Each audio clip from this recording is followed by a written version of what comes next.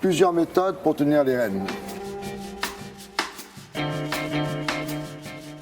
La méthode des rênes parallèles, ça sera la méthode où on va utiliser plus le filet que la bride, et de temps en temps, en fermant ma main, la bride agit, ce qui me permet d'avoir un meilleur ramené en ce qui me concerne et en ce qui concerne mon cheval.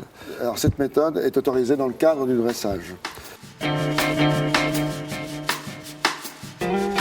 Deuxième méthode autorisée, c'est d'avoir la rêne à l'anglaise, c'est-à-dire que vous passez la rêne de filet sur la rêne de bride et le cheval est tenu de façon un petit peu différente puisque les rênes sont croisées, mais la relation de la main fera qu'on aura exactement le même travail, sauf que la sensitivité est un petit peu différente.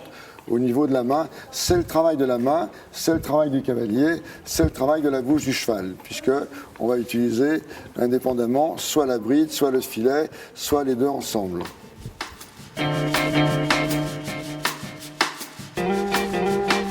La troisième méthode, c'est celle de l'école de l'espagnol de Vienne, où ils prennent 3 rênes dans la main gauche et la rêne de filet dans la main droite. Et eux, ils ont ça depuis 400 ans, mais cette méthode n'est pas utilisée en dressage de façon classique, simplement à l'école de Vienne. C'est tout, c'est simplement un petit commentaire qu'on peut amener en plus dans le cadre du travail des chevaux. Et ça a un avantage, ceci a un avantage, c'est qu'on a un point de fixité qui va amener une meilleure organisation chez les chevaux, puisque la fixité est l'absence de tout mouvement inutile pouvant gêner ou inquiéter le cheval.